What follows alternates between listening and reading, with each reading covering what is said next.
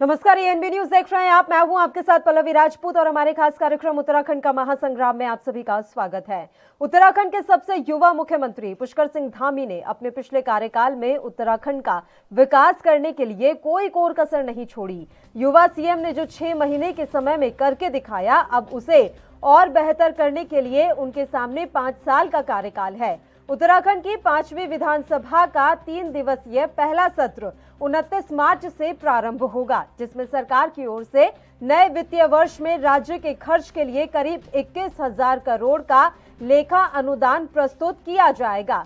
उम्मीद है कि धामी सरकार पार्टी के चुनावी घोषणा पत्र, जिसे पार्टी ने दृष्टि पत्र नाम दिया था, उसके वायदों को धरातल पर उतारने का काम करेगी।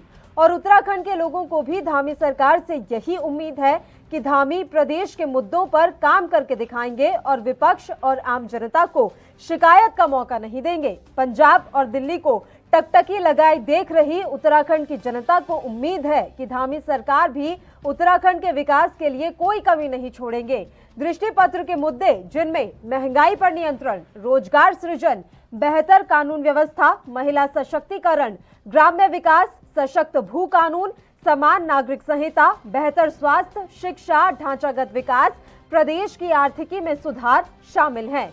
इन पर जल्द काम शुरू किया जाएगा।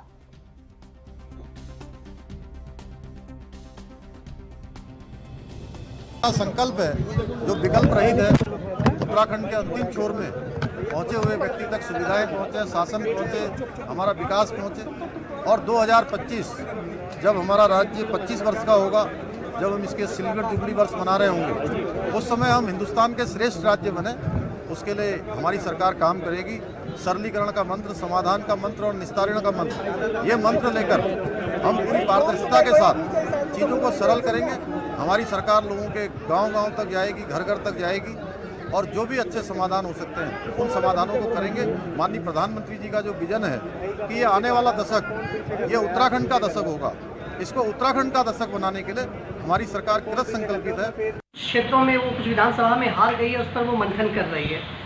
शीर्ष नेतृत्व पर भी वो कार्रवाई करने को तैयार है। क्या कांग्रेस शीर्ष नेतृत्व पर कार्रवाई करने से डर रही है? नहीं, आपको कहाँ लगा कि कांग्रेस शीर्ष नेतृत्व पर कार्रवाई करने पर डर रही है? अभी तक ऐसा कुछ आया नहीं है। और जब भी अगर कांग्रेस को लगेगा कि हमारे जो लीडरशिप है उन्होंने कुछ पार्टी के अगेंस्ट कुछ करा है, तो मुझे नहीं लगता कि वो वहाँ पर डरेगी। वो जरूर वहाँ पे कोई डिसीजन लेगी, ये मेरा पूरा विश्वास है। और कांग्रेस ने कभी ऐसा नहीं करा। और आप कह रहे कि बीजेपी हार वाली सीटों पे मंथन कर रही है, मुझे लगता है कि वो तो जीत वाली सीटों पे मंथन कर रही है कि वो चुनाव जीते कैसे, क्योंकि ये तो उनकी समझ से बाहर है कि वो चुनाव जीत रहे हैं। देखिए, रिजल्ट चाहे कुछ भी होगा, लेकिन पब्लिक का एक सेंटिमेंट कांग्रेस के साथ था और वो खुद भी बीजेपी वालों को नहीं समझ में आ रहा था कि वो चुनाव जीत रहे हैं। तो ये मंथन उनका दोनों साइड चल रहा होगा। तो इसके लिए बीजेपी क्या कर रही है उस पर नहीं जाना चाहूँगी। कांग्रेस जरूर उन लोगों पे कार्रवाई करेगी जिन लोगों ने पार्टी के अगेंस्ट कार्य करा, ये मुझे पूरा विश्वास है। मंथना चल रही है, मंथन हो सकता है क्योंकि गणेश गोदियाल ने बहुत कम समय में कार्यकर्ताओं में बड़ा हौसला अफजाई की थी।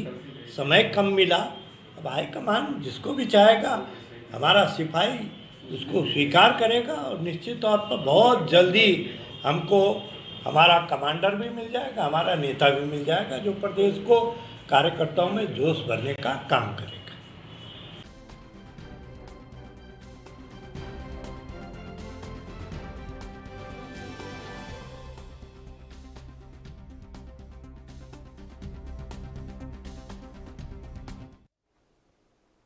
और चलिए, इस मसले पर अब हम चर्चा की शुरुआत कर लेते हैं। 2 मेहमान इस समय हमारे साथ जुड़ गए हैं। मेहमानों से आपका परिचय करवा देते हैं। संजीव वर्मा जी इस समय हमारे साथ जुड़े हुए हैं, प्रदेश प्रवक्ता हैं भारतीय जनता पार्टी से, और राजेंद्र शाह जी हमारे साथ जुड़ गए हैं, प्रदेश महामंत्री हैं कांग्रेस पार्टी से।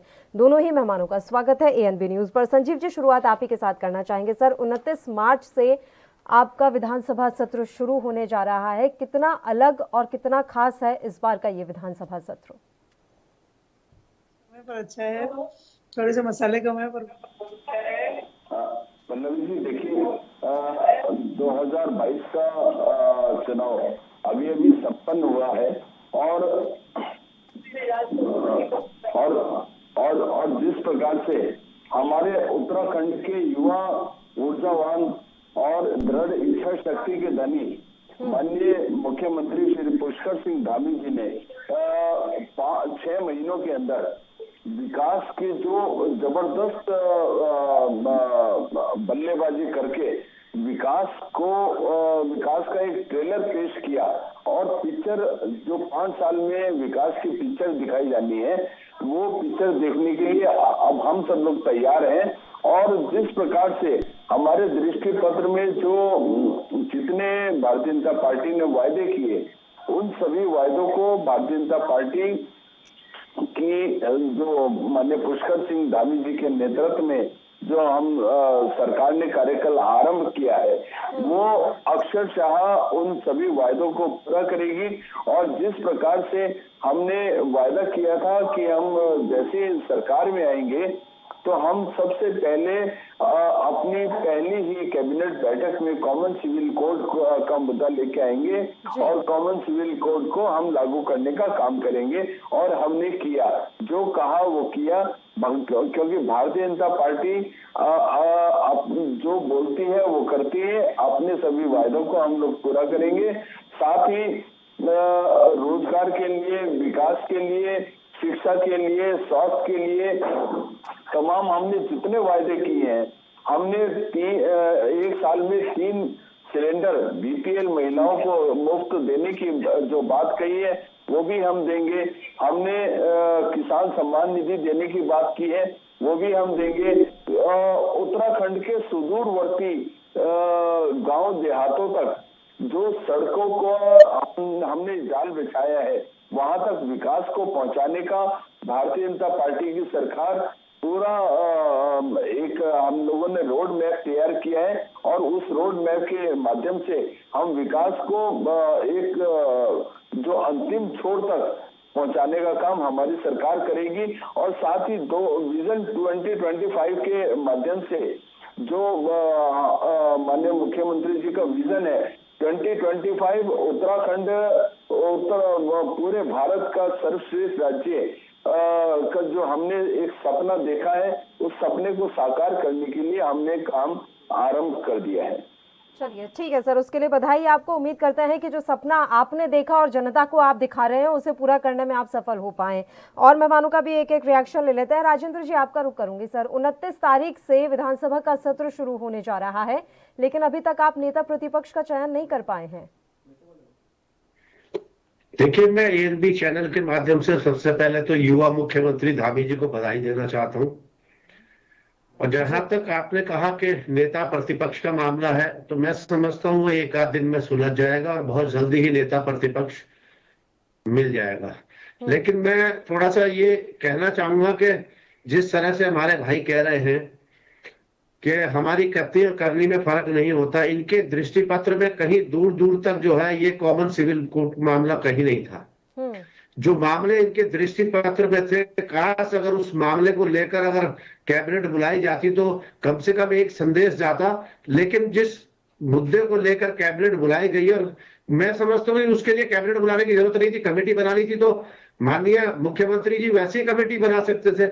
लेकिन महंगाई का सवाल, बेरोजगारी का सवाल, किसानों की कर्ज माफी का सवाल, उस पर अगर एक भी बात नहीं हो पाई तो ये तो मैं सीधे सीधे अगर ये कहूं कि लालने के लक्षण पालने में वो दिखाई दिए कि किस तरफ जो है उत्तराखंड जा रहा है। ये बात चुनावों के दौरान धामी जी ने कही थी कि जैसे ही पहली कैबिनेट की बैठक होगी, अगर हमारी सरकार बनती है तो उसमें हम यूनिफॉर्म सिविल कोड का प्रस्ताव लेकर आएंगे। तो उन्होंने अपनी ही तो बात पूरी की। हाँ, ये अलग बात है कि दृष्टि पत्र में वो शामिल नहीं था। दृष्टि पत्र में भी शामिल नहीं था, हमारे दृष्टि पत्र में शामिल है ये। चलिए ठीक है, राजेंद्र जी की बात एक बार कंप्लीट हो जाने दीजिए, फिर मैं लौट रही हूँ आपके पास। हाँ राजेंद्र जी, दृष्टि पत्र में भी नहीं था। और मेरा ये कहना है कि इसके अलावा भी बहुत ज्वलंत मुद्दे थे जिन मुद्दों पर चुनाव लड़ रहे हैं 2014 से लेकर 2017, 19 और अब 24 में भी लड़ेंगे। डबल इंजन की सरकार का जो इन्होंने वादा किया था, उस डबल इंजन की सरकार में कहीं इंजन स्टार्ट होता हुआ नजर 2017 से 22 तक हमें नहीं आया। पल्लवी जी, महंगाई बढ़ती जा रही है। आज जैसे चुनाव हुए, डीजल पेट्रोल के दाम लगातार बढ़ रहे हैं, गैस आपने 50 रुपए एकदम महंगी कर दी, तो कैसे आप महंगाई कम करेंगे, कैसे बेरोजगारों को रोजगार देंगे, ये समझ से परे है। चलिए ठीक है। उमा सिसोदिया जी, ऐसा माना जा रहा है कि दिल्ली में जो काम हुए वो काम आप अलग अलग राज्यों में लेकर जा रहे हैं और यही एक बड़ी वजह है कि पंजाब में आपको जबरदस्त जीत हासिल हुई और जैसे ही भगवंत मान ने अपना पदभार संभाला वो काम में जुट गए हैं, ताबड़तोड़ उनकी बैटिंग जारी है। तो उत्तराखंड की जनता भी अब टकटकी लगाए देख रही है कि पंजाब में जिस तरीके से वादों को पूरा करने का प्रयास शुरू कर दिया गया है वैसे ही धामी जी उत्तराखंड में भी शुरू कर दें। नहीं, बिल्कुल, धामी जी को मैं दोबारा मुख्यमंत्री चुने जाने पर भी उनको बधाई देती हूँ और मैं उम्मीद करती हूँ कि जिस तरीके से धामी जी को युवा मुख्यमंत्री जी कहकर प्रचारित किया गया और कहा गया कि धामी जी युवा हैं तो पूरे पहाड़ की जो भौगोलिक परिस्थितियां हैं वहां पर दौड़ दौड़ कर काम कर सकते हैं और वो विजन भी रखते हैं, इस तरह से कहा गया। तो मैं पूरी उम्मीद करती हूँ कि धामी जी ने जो भी वादे जनता को किए थे चुनाव के टाइम वो सारे वादों को वो पूरा करेंगे और जो भी उनके दृष्टि पत्र में है और जो भी उनके दृष्टि पत्र में नहीं भी है उसको भी वो जनता के लिए पूरा करेंगे। देखिए, हम सभी लोग उत्तराखंड के नागरिक हैं और हमारी जो पहली प्राथमिकता है वो ये है कि उत्तराखंड में जो भी सरकार चुनी है जनता ने वो जनता के सरोकारों पर खरी उतरे, जनता की उम्मीदों पर खरी उतरे। ऐसे में हम भी जनता है, हम भी इस प्रदेश के नागरिक हैं, तो हमारी पूरी उम्मीदें हैं कि जनता की सारी उम्मीद हमें सरकार पूरी करे। किंतु बड़ा दुर्भाग्य है हमारा कि पहली कैबिनेट बैठक होती है और उसमें न युवाओं के बारे में बातचीत है, न महिलाओं के बारे में बातचीत है, न पलायन के ऊपर कोई बातचीत हुई, न शिक्षा, रोजगार, स्वास्थ्य के ऊपर कोई बातचीत हुई। उन विषयों को नहीं छुआ गया जो उत्तराखंड के मतलब मूलभूत समस्याएं हैं। तो ये बड़ा दुर्भाग्यपूर्ण रहा, लेकिन उम्मीद करते हैं कि आने वाले टाइम में धामी सरकार जैसे जैसे आगे बढ़ेगी और तो इन सब विषयों को भी वो जरूर काम करेगी। लेकिन मैं फिर से वही वाली बात कहूंगी उमा जी, ये बात तो कही थी ना, खुद धामी ने कही थी ये बात कि पहली कैबिनेट की बैठक में यूनिफॉर्म सिविल कोड का ही प्रस्ताव पास किया जाएगा। तो अपनी बातों पर खरा उतरने की कोशिश तो वो कर ही रहे हैं। देखिए, धामी जी ने तो युवाओं को रोजगार देने की बात भी की थी, अच्छे स्वास्थ्य और शिक्षा की बात भी की थी, पलायन के बारे में भी पूरी बात की, लंबा चौड़ा इतना मोटा दृष्टि पत्र भी छाप दिया आप लोगों ने, हम उसको अब आप कह रहे हैं कि हमने तो ये बात नहीं कही थी। तो ये चीज गलत है। जो पहले जो मुद्दे हैं जो पिछले साल 20 सालों से उत्तराखंड झेल रहा है तो हमें पहले उन पर फोकस करना चाहिए। आप उसके बाद सामान्य सिविल कोड जो आप लेकर आ रहे हैं, ठीक है, आप उसको करना चाहते हैं आप कीजिए, विपक्ष हम इसका विरोध नहीं कर रहे हैं जी। लेकिन हमारा कहना सिर्फ ये है कि जो मूलभूत समस्याएं हैं जिनसे जनता सबसे ज्यादा त्रस्त है, आप उनको सबसे पहले देखिए। संजीव वर्मा जी, आपको अपनी प्रायोरिटी बदलनी होगी सर। अब वो प्रस्ताव तो पास हो गया, आपने समिति कर दी है उसके लिए गठित, वो तो काम करती रहेगी, लेकिन अब प्रायोरिटी में आपके लिए महंगाई और बेरोजगारी होना चाहिए। तो पल्लवी जी, जनता पार्टी में जो चुनाव लड़ा, हमने पूरे चुनाव विकास लोगों ने पिछले 5 सालों में जो डबल इंजन सरकार जो हमारी चल रही थी, जो केंद्र की 1 लाख करोड़ उसमें बिल्डअप की यहाँ पर चल रही थी, हम उन सभी योजनाओं को उनमें लगभग 70-80% कार्य पूरा हम लोग कर चुके हैं और बाकी और जो शेष है उसमें कार्य वो अनवरत जारी है और साथ ही और कुछ और नई परियोजनाएं के डेवलपमेंट के लिए बहुत ही आवश्यक है, जिनसे भविष्य का एक नया रोड मैप बनने जा रहा है, जो भविष्य में हमारी रोजगार की एक लाइफ लाइन बनने जा रही है। जिस प्रकार से चारधाम के जो ऑल वेदर रोड्स हैं, जिस तरह से हमारा केदारनाथ रेल लाइन का काम है, जिस तरह से नए नए एक्सप्रेस हाईवेज बन रहे हैं, आप इनको केवल मैंने पहले भी कहा कि इनको हम आवागमन का साधन मात्र न देखें, बल्कि इनसे जो हमारा पर्यटन बहुत बेतहाशा गति से बढ़ने जा रहा है, जिस तरह से हमारा धार्मिक पर्यटन इससे बहुत तेजी से बढ़ने जा रहा है, उससे हमारे प्रदेश को रोजगार मिलेगा और मैं सोचता हूँ महंगाई पर नियंत्रण के लिए भी सरकार काम कर रही है।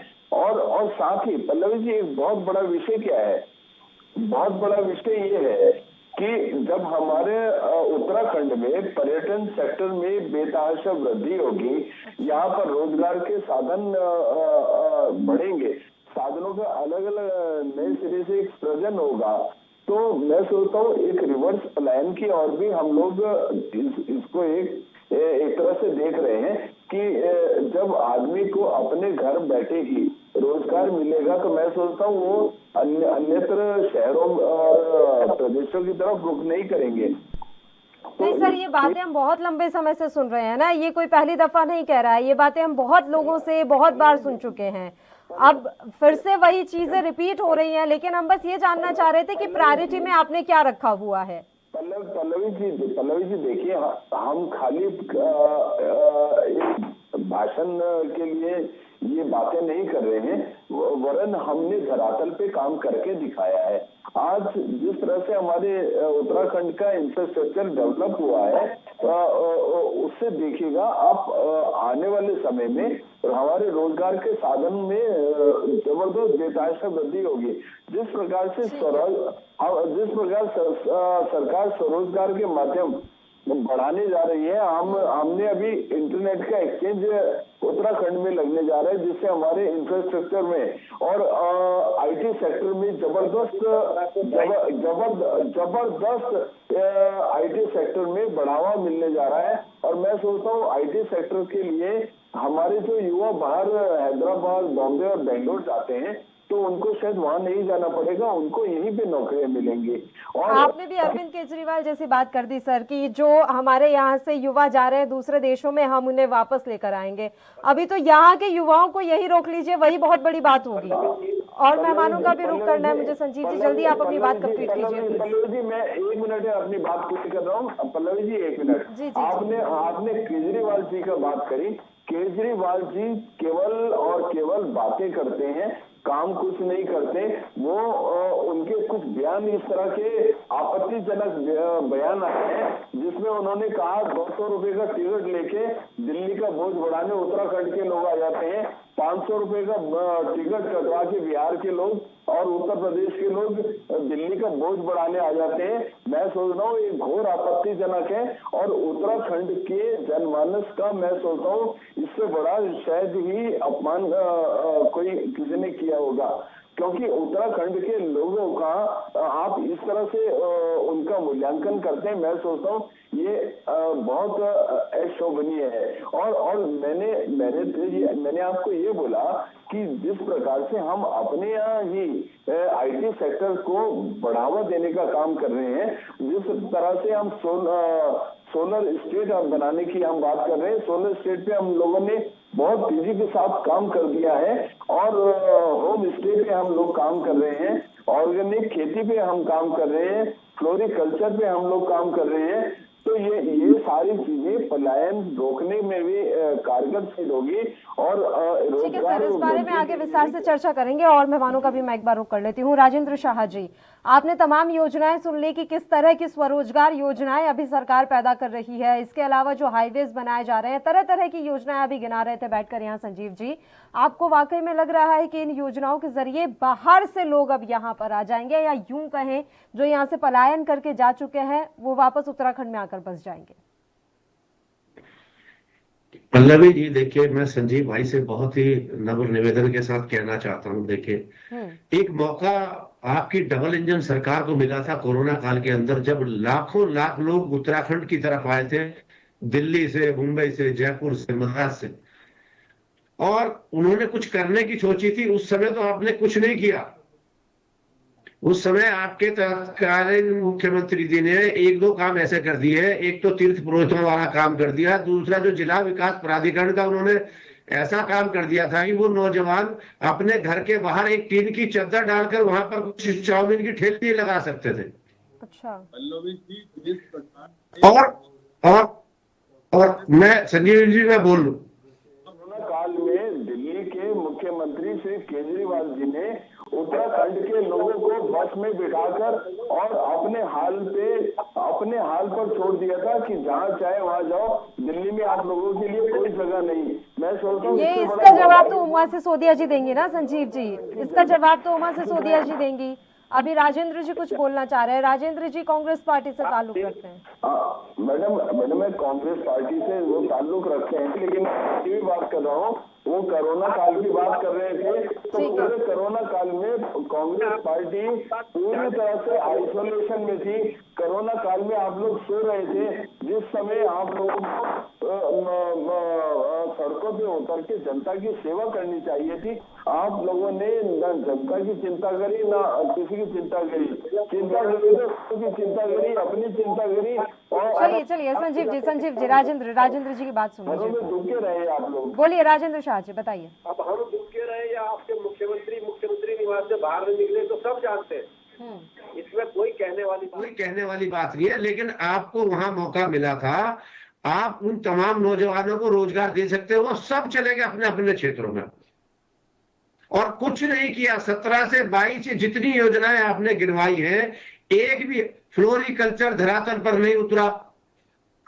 आप ऑर्गेनिक क्षेत्र की बात करें, एक संजीव भाई अरे आप 95 ब्लॉक में से एक ब्लॉक का नाम बताइए जहां पर फ्लोरिकल्चर हो रहा है, जहां पर आपने ऑर्गेनिक खेती की है। जरा पल्लवी जी आप पूछ लीजिए इनसे, एक ब्लॉक का नाम बताइए। चलिए संजीव जी आप बता दीजिए उस ब्लॉक का नाम बताइए जहाँ नहीं अरे भैया हम आपको कह रहे हैं आपकी अरे यार आपकी सरकार है, 17 से आप बताएंगे ना 95 ब्लॉकों में से किस ब्लॉक में आपने जो है ऑर्गेनिक खेती शुरू करी है, कहाँ फ्लोरिकल्चर करा है, एक ब्लॉक का नाम बताइए, एक का नाम बताइए आप। खोले जा रहे नहीं भैया, कहाँ हुई है 17 से 22, एक ब्लॉक का नाम बता दीजिए आप, बस एक ब्लॉक का नाम बता दीजिए 95 ब्लॉकों में से, बताइए। श्रीमान जी आप भूल जाते हैं कि किस तरह से आपके साथ दुर्व्यवहार कांग्रेस भवन में किया था। अरे सर अब बात कहाँ से कहाँ पहुँच गई, हम विकास के मसले पर बात कर रहे हैं, दुर्व्यवहार और क्या करना है सर आपको दुर्व्यवहार और सद्व्यवहार का? ना ये तो मुद्दा भटकाने वाली बात हो गई संजीव जी। ठीक है, सिर्फ आप ये बातें ही बनाते और इधर उधर को भटकाते। जो मैं पूछ रहा हूँ उसका जवाब दीजिए आप। प्रतिपक्ष दे नहीं पाए, विकास खंड की बात करते हैं। अरे भैया हमारी गुटबाजी को छोड़ दो, आप अपनी बात करो। उस ब्लॉक का नाम बता दो मुझे जहाँ ऑर्गेनिक खेती शुरू हुई है, जहाँ फ्लोरिकल्चर हुआ है, कहाँ किस गांव में रिवर्स प्लान रुका है, कहाँ बताइए ना जरा। अरे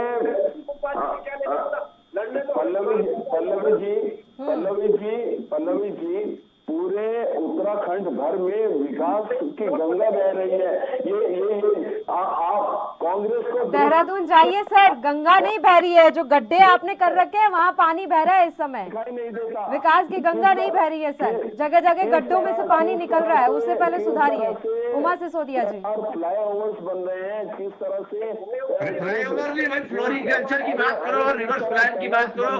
आप ये बात करो कहाँ पर आपने जो है ऑर्गेनिक खेती शुरू करी है, कहाँ फ्लोरिकल्चर हुआ है, आप भड़क जाते हैं यार। चलिए ठीक है वर्मा जी जिस बात पे बात हो रही है फूलों की बात नहीं हो रही है। आज कैलाश अरे भैया की यात्रा अरे आप कैलाश मानसरोवर को भी अलग रखो ना, अभी बात कैलाश मानसरोवर की होगी, बता देंगे आपको। दिखाई नहीं देता जहाँ आपके 28 महीने से रोड बंद हो रखी है। गांधी जी से एक प्रश्न अरे भैया राहुल गांधी कहाँ से आ गए यार बीच में आप भी? उनको यही नहीं पता होता कि मैं कैलाश मानसरोवर के लिए क्या बोलूँ। इतना परेशान है आप राहुल गांधी जी से, मुझे समझ नहीं आ रही है। संजीव वर्मा जी आप सारा होमवर्क कांग्रेस पार्टी पर करके लाते हैं सर। एक सेकंड राजेंद्र जी, आप सारा होमवर्क कांग्रेस पार्टी पर करके लाते हैं। अभी एक ब्लॉक का नाम ही तो वो पूछ रहे हैं कि एक ब्लॉक बता दीजिए, 90 में से एक तो आपको याद होगा एक ब्लॉक का जहां पर इस समय ऑर्गेनिक फार्मिंग चल रही है, हो रही है। मैडम तकरूर में देखिए, आ रही हूँ माँ जी, आ रही हूँ।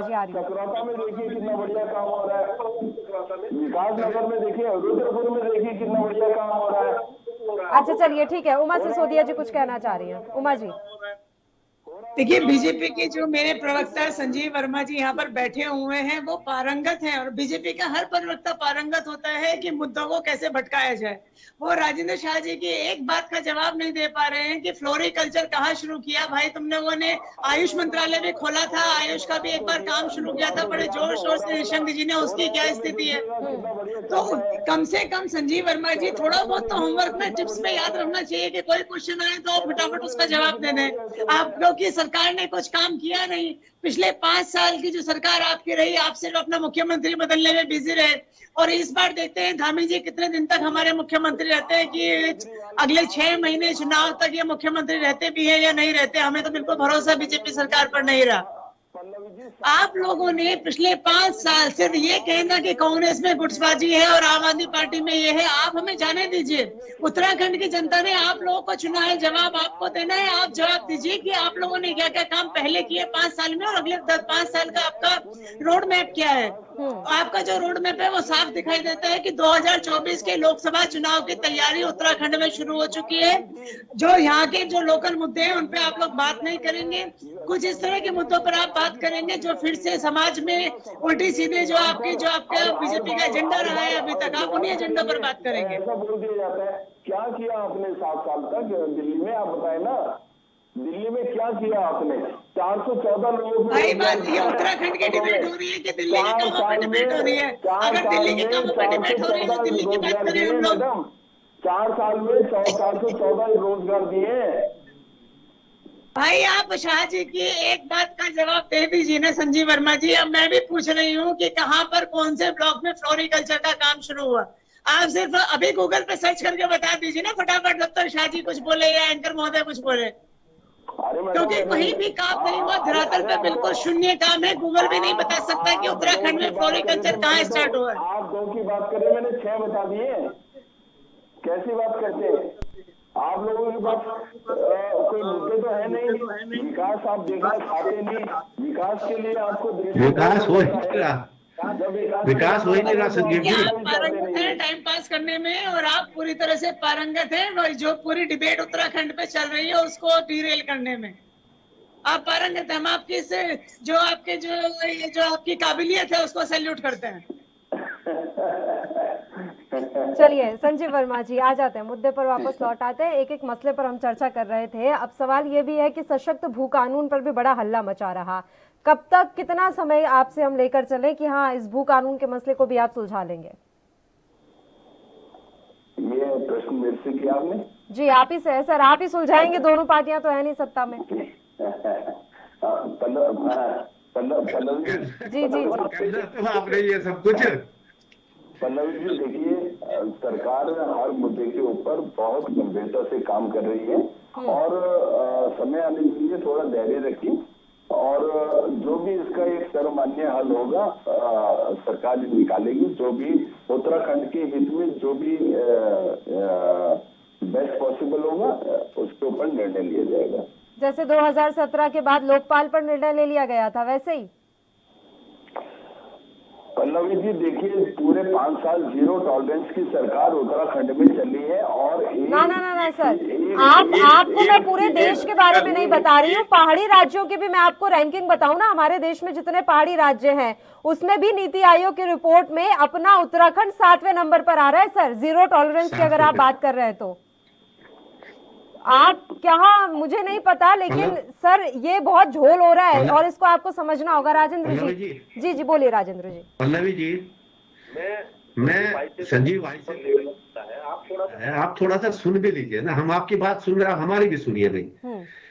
देखिए, पहली बार हिंदुस्तान के इतिहास में कहीं किसी विधानसभा में ऐसा नहीं हुआ कि सत्ता पक्ष के विधायकों ने कहा कि लोकपाल विधेयक के लिए कमेटी बना दीजिए। जी जी, कभी ऐसा नहीं हुआ है आज तक, और होता भी नहीं है। विपक्ष कहता है कि कमेटी का गठन कर दीजिए, लेकिन यहाँ उत्तराखंड में दुर्भाग्य उत्तराखंड का। आप भाई साहब बोलने दीजिए, आप बोलने दीजिए। अच्छा सुन लीजिए संजीव जी, सुनना तो पड़ेगा सर। अब आप जीत कर आए हैं, विपक्ष की भी सुननी पड़ेगी। अब ये तो नहीं, ये कोई बात नहीं, ये कोई, मैं आपकी जानकारी के लिए बता दूं, अगर आपकी जानकारी नहीं हो तो मैं बता दूं 2002 में कांग्रेस की नरेंद्र तिवारी जी की सरकार ने सबसे पहले भू अध्यादेश पे 250 मीटर का किया था। फिर उसके बाद माननीय भुवन चंद खंडूरी जी ने 2000 में किया था। लेकिन उसके बाद जितने मुख्यमंत्री भाजपा की जितनी सरकारें आई 12,500 एकड़ तक कर दिया फ्री में आपकी सरकारों ने भाई साहब। अरे भैया फिर वही बात आप केंद्र में 2014 तक आप ही की सरकार थी ना, केंद्र को छोड़ दो। उत्तराखंड में उत्तराखंड की बात होती है, केंद्र को छोड़ दो। ये लोकपाल उत्तराखंड की सरकार को लाना था और जीरो टॉलरेंस की बात मत कीजिए। ये भी पहली बार हुआ है कि हाई कोर्ट ने आदेश करा है कि सीबीआई को के मुख्यमंत्री के खिलाफ मुकदमा दर्ज कीजिए। यह भी पहली बार हुआ। तो कितनी जीरो टॉलरेंस की आप मत बताइए हमें। अब मैं अगर भ्रष्टाचार पे बोलना शुरू करूंगा तो एक एक सरकार के 10-10, 5-5, 7-7 लोगों के नाम आपको बता दूंगा। इसमें मत जाइए आप। बात लोकपाल की कहिए। पूछना चाहता हूँ कि आपकी 5 साल की 2012 से 17 तक सरकार थी और आपकी भी डबल इंजन की सरकार थी। उत्तराखंड में भी आपकी कांग्रेस थी और केंद्र में भी कांग्रेस थी। तो आपने डबल इंजन के कितने काम किए जरा मेरे को 5। हमने डबल इंजन की बात ही नहीं की भाई। हम केवल 5 काम गिनवा दीजिए आप मेरे को। ये आप सुनिए 5 देखिए। अब मैं 5 आपके गिनवाता हूँ। ये जो कर्णप्रयाग रेल का आप ढोल पीट रहे हैं, ये किसने बजट इसका डाला था, किसने शुरुआत की, किसने उद्घाटन किया, किसने एक लाइन में बात किया? पत्थर लगाने को शुरुआत बोलते हैं। अरे पत्थर नहीं उद्घाटन किया, पैसा डाल दिया अकाउंट में भाई। शुरुआत बोलते हैं। अरे भैया पैसा डाल दिया अकाउंट में, तो जब टोकन डाल दिया तो फिर क्या होता है? शुरुआत होता है या काम? अरे भैया पैसा डाल दिया। अब आप अरे यार दरअसल पे जब सरकार ने नहीं तो कोई नई सरकार तो करेगी। आपने 5 पूछे थे सर, अभी एक ही काम हुआ है और आप भी सुन लीजिए। सुन लीजिए ना जी, बताइए। आप सुनते रहिए ना। तो भू अध्यादेश पर भी सबसे पहले कांग्रेस ने इस बात को बड़ी मजबूती से उठाया और आपकी सरकारों ने इस भू अध्यादेश के किया मरोड़ तोड़ किया। आपके मुख्यमंत्री जी ने कि 12,500 एकड़ जो है आए बाहर के उद्योगपति और सीधा डीएम जो है नीचे पटवारी से लेकर तहसीलदार से उनके पास मंगवाएगा। कोई खतरा कोई खतौनी नहीं, सीधा उनको जारी कर। सुन लीजिए ना, अब सुन लीजिए। अब यार फिर आप सब ये अरे भैया तो आपको जानकारी नहीं है 2002 में भैया तिवारी जी की सरकार में पहले हुआ। थोड़ा सा जानकारी आप भी रखो। 250 था। सुन लो भैया। आपकी दिक्कत क्या है? आपकी एक आदत है कि दूसरा सही बात बोलता है उसको आप बोलने नहीं देते। खंडूरी जी ने अरे भैया खंडूरी जी ने 250। अरे यार कोई बात आप सुन लिया करो भाई साहब। शुरुआत कांग्रेस ने करी। मैंने नाम ले लिया था शुरू में कि उसके बाद खंडूरी जी ने भी किया, बोल दिया था मैंने। हम सच्ची बात कहते हैं, वो बातों को छुपाते नहीं। लेकिन उसके बाद के मुख्यमंत्रियों ने आपके क्या किया, मतलब वो तो बोला जाएगा नहीं कि 12.5 एकड़ आप दे दीजिए। और उनको दिया तो आप एक जगह बता दिए जहां पर कहीं भी स्मॉल स्केल इंडस्ट्री लगी हो पहाड़ में, बताइए। और अभी तो ये चीजें आएंगी कि जिन्होंने जमीनें लेकर डाली भी है वो क्या करेंगे उस जमीन पर, वो भी आपके सामने आएगा। ऐसा नहीं है किया कुछ नहीं है। अब ठीक है आपको वोट मिल रहा है तो ये जो आपने ले आए आप जो है वो कॉमन सिविल कोड का ले आए सबसे पहले, क्योंकि बेरोजगारी है नहीं, महंगाई है नहीं, ठीक है। ये सब आपने काम को निपटा दी क्योंकि आपका एक ही काम है, विकास के मुद्दे पर आप चुनाव नहीं लड़ सकते हैं। ठीक है उमा से अरे यार कब बात कर रहे हो 3 किलो मलका की दाल भूल गए। चलिए ठीक है उमा से सोदिया जी। उमा जी एक मसला ये भी था नए जिलों का गठन, और ये बहुत चुनावों में उठा है लेकिन अभी तक नए जिलों का गठन नहीं हो पाया है। चलिए ठीक है संजीव जी आ रही हूँ आपके पास। संजीव जी उमा जी कुछ कह रही हैं। संजीव वर्मा जी उमा जी कुछ कह रही हैं, एक बार सुन लीजिए। संजीव वर्मा जी जो दृष्टि पत्र आप लोगों ने इस बार दिया था, क्या आपने उसको पढ़ा है? क्या आपको मालूम है कि आपने उस दृष्टि पत्र में लोगों को क्या क्या वादे आपने किए थे और अपनी पहली कैबिनेट बैठक में आपने उन वादों पर एक नजर डालने की बजाय, आपने शिक्षा, स्वास्थ्य, बेरोजगारी पर बात करने की बजाय आप यहाँ पर हमसे बहस कर रहे हैं कि दिल्ली में क्या हुआ और गुजरात में क्या हुआ और बंगाल में क्या हुआ। देखिए 5 साल आपकी सरकार रही, प्रचंड बहुमत की 57 विधायकों के साथ, दूसरी बार जनता ने फिर आप पर भरोसा किया 47 विधायकों के साथ, लेकिन जो ज्वलंत मुद्दे हैं उत्तराखंड के, उन पर आपको बात करनी पड़ेगी और विपक्ष आवाज उठाएगा, विपक्ष उंगली उठाएगा, आपको विपक्ष की आवाज भी सुननी पड़ेगी। और हिटलर शाही अभी इस देश में नहीं है और ना हम होने देंगे। जो कांग्रेस के ऊपर सबसे बड़ा कलंक रहा आपातकाल का, उसको आज तक कांग्रेस भुला नहीं पाई है। और अगर आपको लगता है कि आप विपक्ष की आवाज को दबाकर देश में लोकतंत्र मजबूत करेंगे तो ये हम होने नहीं देंगे। तो बहुत बेटर है कि आप बड़े शांति के साथ, तन्मयता के साथ आप विपक्ष के प्रश्नों को सुने और अपने सदन में जाकर उनका आंसर ढूंढने की कोशिश करें। नए जिलों के गठन के बारे में भी उमा जी हम बात कर रहे थे, आपकी पार्टी ने भी इस बारे में वादा किया, कांग्रेस ने भी वादा किया। बिल्कुल हम लोगों ने वादा किया था, लेकिन मैं उम्मीद करती हूँ कि धामी सरकार अभी क्योंकि बहुत नई है और अभी वो बहुत सारे मुद्दों पर काम कर रही होगी, तो मैं उम्मीद करती हूँ कि अगले 2 दिन, 4 दिन, 10 दिन के बाद वो नए जिलों के जो जिले हैं उनके गठन पर भी बात करेगी, क्योंकि नए जिलों के गठन की बात कांग्रेस ने भी की, आम आदमी ने भी की और खुद बीजेपी ने भी की थी। बजट से क्या उम्मीद है उमा जी? अब बजट भी पेश किया जाना है। देखिए बजट पे हमें जो सबसे ज्यादा उम्मीद है वो ये है कि जो महंगाई है उसको सरकार कम करे। राज्य सरकार जो पेट्रोल और डीजल पे जो अपना हिस्से का जो टैक्स लेती है उस पर वो कुछ कमी करे, ताकि एक ओवरऑल जो महंगाई है सभी चीजों पर वो कुछ ना कुछ कम हो जाए।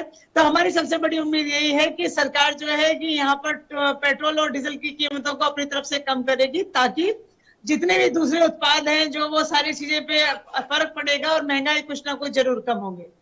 संजीव वर्मा जी, बजट में क्या कुछ खास रहने वाला है? महंगाई पर फोकस है? हाँ, एक चीज और सर कि अभी फोकस महंगाई और अन्य मुद्दों पर ज्यादा रहेगा या 6 महीनों तो धामी को कैसे जिताया जाए, इस पर आपकी पार्टी फोकस रहेगी?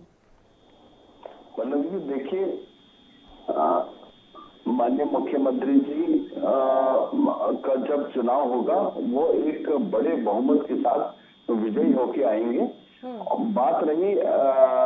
बात रही आपने कहा महंगाई और रोजगार और अन्य मुद्दों की, भारतीय जनता पार्टी ने अपने दृष्टि पत्र में जितने वायदे किए हम उनका अक्षरशः उनको पूर्ण करने का काम करेंगे। और जिस तरह आप महंगाई की बात कर रहे हैं तो पूर्व में भी जितने पेट्रोलियम उत्पाद हैं जैसे डीजल हो गया, पेट्रोल हो गया, इनके ऊपर जब केंद्र सरकार ने अपना 10 रुपए के आसपास का कमी करने का काम किया था, उसी समय हमारी जो राज्य सरकारें थी, हमारी राज्य सरकार के द्वारा भी इसमें वैट अपना कम करते हुए 5 से 7 रुपए तक की इनके कीमतों में कमी करने का काम हमारी सरकार के द्वारा भी, राज्य सरकार के द्वारा भी किया गया था। और आगे भी हम इस प्रकार के कदम उठाएंगे ताकि जनता को महंगाई से थोड़ी राहत मिल सके। राजेंद्र जी। पल्लवी जी, पहले तो मैं भाई संजीव जी का स्पष्ट कर दूं कि 60 साल की बात करते थे। हमने 60 साल जो है 70 से ऊपर डीजल नहीं जाने दिया, पेट्रोल नहीं जाने दिया। हमने कड़वा तेल जो है 60 साल तक जो है वो अब 70 के पार नहीं होने दिया, 200 पार इन्होंने कर दिया। इन 7 सालों में 14 से लेकर 22 तक, इन 8 सालों में जितनी महंगाई, अब सुन लीजिए भाई साहब, सुन लीजिए, ये जितनी महंगाई हुई है हर चीज जो दुगनी हुई है, हमने जो है जब तक कांग्रेस की सरकार रही 2014 तक 450 रुपए से ऊपर सिलेंडर नहीं जाने दिया। ऐसा इन 8 सालों में क्या हुआ कि वो 1000 का सिलेंडर हो गया। और आपके राज्य ऐसा मत कहो ना, ऐसा मत, खूब मिलती थी। अब तो आपने उज्ज्वला में जो चूल्हे दिए हैं, जो उज्ज्वला में गैस के सिलेंडर चूल्हे दिए, वो गैस नहीं भरवा पा रहे लोग। उस चूल्हे में लकड़ी लगा के वो जो है चूल्हे में गैस में खाना पका रहे हैं, गैस नहीं है। आदमी को एक गैस लेने के लिए 4 दिन छुट्टी पे लेनी। जो उज्ज्वला में आपने सिलेंडर और चूल्हे दिए थे वो सिलेंडर नहीं खरीद पा रही है गरीब परिवार के लोग।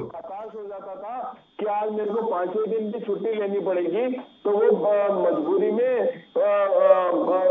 700-800 रुपये सिलेंडर को, यही तो बात है 2000 में कि भैया अब कल को मेरा मालिक मेरे को छुट्टी नहीं। एक सेकंड संजीव वर्मा जी, आप महंगाई को जस्टिफाई कर रहे हैं क्या?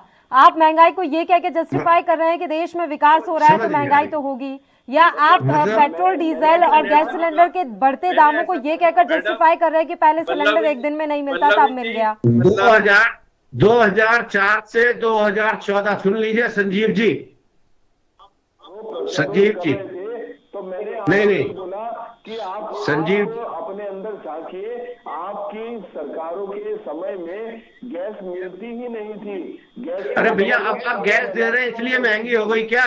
नहीं, आप सबको गैस दे रहे हैं इसलिए महंगी हो गई, ये क्या तर्क हुआ? क्योंकि ये क्या तर्क हुआ? बंदर बांट आपकी सरकारों की द्वारा होती थी, तो तब जाके 450 रुपए मिलती थी। मतलब आज आप सबको गैस दे रहे हैं इसलिए मतलब जो है ये 1000 का सिलेंडर हो गया, क्या तर्क दे रहे हैं आप भाई साहब? कैसी बात कर रहे हैं आप? आपको पता है कि 2004 से 14 तक जो है अंतर्राष्ट्रीय बाजार में क्रूड ऑयल की कीमत क्या थी? 142 रुपए प्रति डॉलर के हिसाब से क्रूड ऑयल था। और आप कितने लोग कहते हैं मोदी जी किस्मत के धनी है, बहुत धनी है भाई साहब, कि निचले स्तर पर जो है 25 बैरल प्रति डॉलर पर भी रुक गया था, 40 से ऊपर जो है 5 साल नहीं गया, और अब 80 रुपए प्रति बैरल है डॉलर। तब भी आपने तेल और ये कहां पहुंचा दिया यार? कैसी बातें आप कर रहे हो? कहां ले जा रहे हो 2 लाख 3 लाख करोड़ रुपया प्रतिदिन का? वो जो जीत रहे हो आप, ये जो लोगों को जो है गरीब आदमियों को जो आप कह रहे हैं कि हम दे रहे हैं, कहां से दे रहे हो भैया? आपके पास उत्तराखंड में पैसा नहीं है तनख्वाह देने के लिए, कहां ले जाओगे इस प्रदेश को, इस देश को? आप कैसी बातें कर रहे हो आप? मतलब आरोप लगाना अलग बात होती है। सुनिए, आप लोगों की सरकार रही, हाँ, मैंने बता तो दिया, आप लोग अपना भी तो आकलन करिए। हमारे सरकार भारतीय जनता पार्टी की दरिया गली की मैं आपके सामने एक मिसाल पेश करना चाहता हूँ। एक मिनट मेरी बात को सुनिएगा राजेंद्र जी, मेरी बात को सुनिएगा। भारतीय जनता पार्टी की दरिया दिल्ली की आपको एक मिसाल देना चाहता हूँ। 2003 में स्वर्गीय एनजी तिवारी जी की कांग्रेस की सरकार उत्तराखंड में थी, लेकिन कांग्रेस और भारतीय जनता पार्टी ऐसा कोई भेद न करते हुए, बल्कि उत्तराखंड की जनता का भला चाहते हुए माननीय स्वर्गीय अटल बिहारी वाजपेयी जी ने उत्तराखंड को विशेष राज्य का दर्जा दिया और 1000 करोड़ का औद्योगिक पैकेज दिया, ताकि उत्तराखंड में उद्योगों का सृजन हो सके, ताकि उत्तराखंड में रोजगार को बढ़ावा दिया जा सके। और आप लोगों ने कांग्रेस की सरकार ने जैसे भारतीय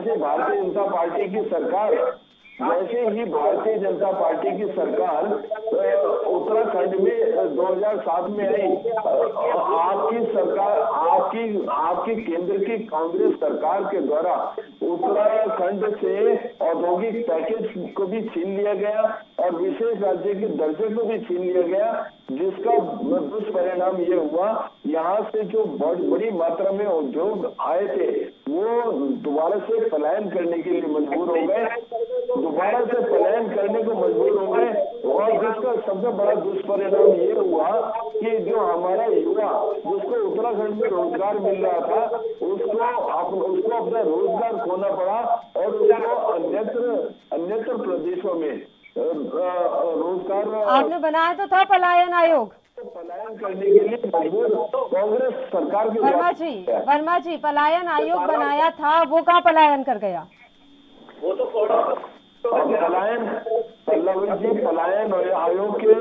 पलायन आयोग अपना काम कर रहा है, लगातार काम कर रहा है और पलायन आयोग रिवर्स पलायन के ऊपर ही पूरी तरह से काम कर रहा है।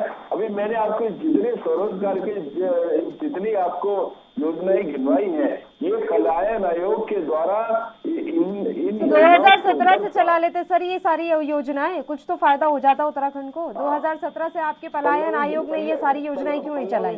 पल्लवी जी, ये योजनाएं मैंने आपको जितनी गिनाई ये काम कर रही है, ये काम कर प्रोग्रेस रिपोर्ट कुछ तो होगी आपके पास, धरातल पे काम कर रही है।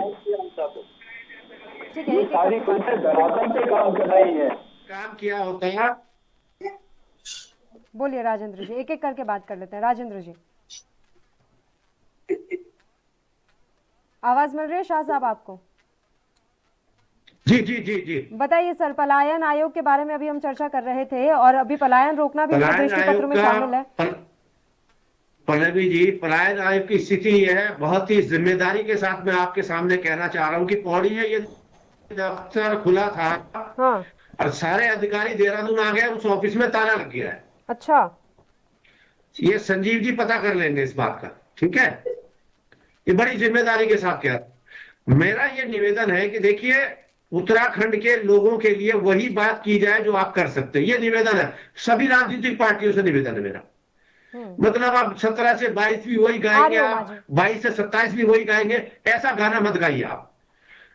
चुनाव सांप्रदायिकता पर नहीं होना चाहिए और चुनाव भ्रष्टाचार पर भी नहीं होना चाहिए। देखिए चुनाव, आप सुन तो लीजिए, सुन तो है। थक जाएंगे संजीव जी, अभी पूरे 5 साल ऐसे ही आपको बातें करनी है। अरे एक एक को मौका देने दीजिए, कोई बात नहीं। संजीव वर्मा जी, पल्लवी जी, पल्लवी जी, हाँ पल्लवी जी, पल्लवी जी, बताएं बताएं शाह साहब बताएं, फिर मुझे रुक करना। हमें बता, अब आप सुन लीजिए संजीव जी, जिस व्यक्ति ने यह बयान दिया वो पार्टी का कोई पदाधिकारी नहीं, आपके उपाध्यक्ष। अरे यार सुन लीजिए, फिर वही बात, अब वो कोई पदाधिकारी नहीं। जब उसका बयान आया तत्काल प्रभाव से नेता प्रतिपक्ष से लेके प्रदेश अध्यक्ष से लेके संचालन समिति के अध्यक्ष से लेके उन्होंने कहा इस बयान से हमारा कोई लेना देना नहीं है। अब भैया वो अगर कोई कार्यकर्ता अगर कोई अपनी बात कह रहा है तो उसकी बात को हम तो नहीं मान रहे, हमने तो तत्काल प्रभाव से खंडन कर दिया। अब आपको बधाई कि आपने उस मुद्दे को लेकर श्रीनगर में आपके प्रधानमंत्री जी भी पहुंच गए, क्योंकि आपको देश में इसी पर चुनाव लड़ना है। अगर देश में अगर बेरोजगारी पे महंगाई पे बहस हो जाएगी, भाजपा तीसरे नंबर पर चली जाएगी। लेकिन आपको तो ये कॉमन सिविल कोड का मुद्दा हुआ, एनआरसी बनारसी, इन्हीं मुद्दों को देश में जिंदा रखना है। लेकिन ये मुद्दे ज्यादा दिन जिंदा नहीं रहेंगे संजीव जी। उमा सिसोदिया जी। पल्लवी जी, अभी कुछ 4-5 दिन पहले एक वीडियो जो है सोशल मीडिया पर बड़ा वायरल हो रहा है कि एक छोटा सा बच्चा दौड़ता हुआ जा रहा है, नोएडा का कहीं का वीडियो है। मैंने उस वीडियो को देखा, पता चला वो बच्चा हमारे अल्मोड़ा का है और वो वहां पर नोएडा में रहता है। मैं सच बता रही हूँ, कुछ लोग उसको अप्रिशिएट कर रहे हैं, उस बच्चे को, उसके जज्बे को। हम उस बच्चे के जज्बे को अप्रिशिएट करते हैं, लेकिन हमें शर्म आती है कि हम उत्तराखंड के लोग हैं और आज हमारे यहाँ उत्तराखंड की पलायन की ये स्थिति है कि वो बच्चा नोएडा में रहकर वहां पर फौज में भर्ती होने की कोशिशों में लगा हुआ है जी। क्या मतलब 20 सालों में हम अपने उत्तराखंड की वो स्थिति नहीं कर पाए कि हमारे यहाँ से बच्चे अपने गांव में, अपने शहरों में पले, यहाँ पर वो फौज में जाने की कोशिश करें और अपनी माओ का, अपने बुजुर्गों का इलाज उत्तराखंड में कराएं। बड़ा द्रवित करने वाला था वो। उसने हमारे उत्तराखंड को ऐसा नंगा कर दिया पूरे देश के सामने उस एक वीडियो ने, कि ये स्थिति आज उत्तराखंड की, कि इलाज कराने के लिए आपको नोएडा, दिल्ली, गुड़गांव जाना है, नौकरी के लिए आपको नोएडा, दिल्ली, गुड़गांव जाना है, हर काम के लिए आपको नोएडा, दिल्ली, गुड़गांव जाना है। फिर हम क्या उत्तराखंड के कौन से पलायन रोकने की बात हम लोग करते हैं?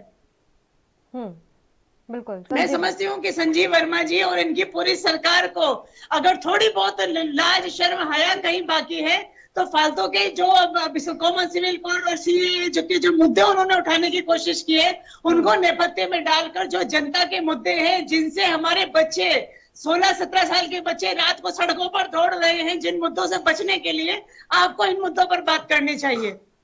चलिए ठीक है, चर्चा को जारी रखेंगे, बस एक छोटे से ब्रेक के लिए यहाँ रुक रहे हैं, जल्द हाजिर होंगे।